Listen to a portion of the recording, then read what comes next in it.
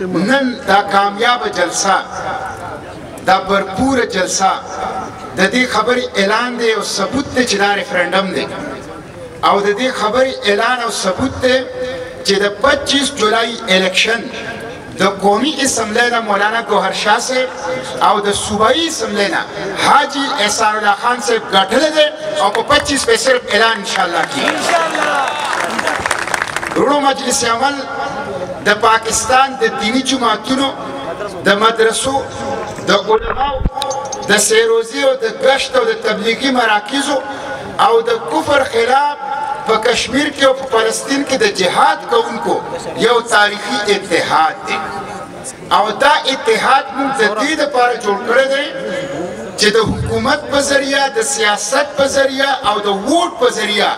د رسول الله دین اسلام د حکومت په تخت باندې کینو دا د مجلس عمل مقصد دی ورونو زموږ سیاست د نهرو سیاست نه دی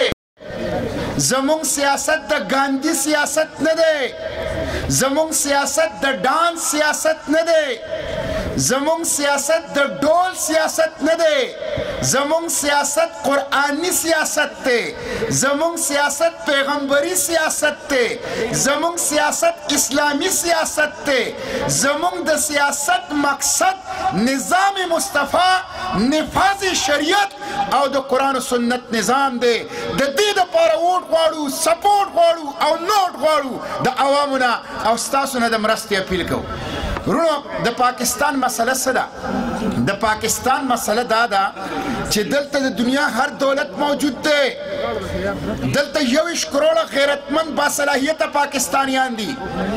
2 کاله کې که دې وطن ترقي ونه کړه لوډ شیډینګ دی تعلیم نشته علاج نشته سړکونه کچه دي د سکرو اوبه نه میلاویږي انصاف نشته د پاکستان په لاس کې د امریکې د غلامیت کړی دي لوڼه ننګ او خیرت مو د دشمن په قید کې دی د دې صرف او صرف یو وجه ده چې 2 کاله د حکومت په ایوانونو کې مجرمان غلا ډاکوان او د امریکي ایجنټان ناست دي موږ مجلس عمل د دې لپاره جوړ کړی دی چې د حکومت ایوانونو ته علماو ولیږو د حکومت ایوانونو ته نیکان ولیږو د حکومت ایوانونو ته صالحین ولیږو او د غلو او د ډاکوانو او د امریکې د ایجنټانو په لاس کې اقتدار نه اتکای د حکومت په ایوان کې نه په جیلونو کې بند کو هغې به ورونو پاکستان ترقي کوي هغې به پاکستان ترقي کوي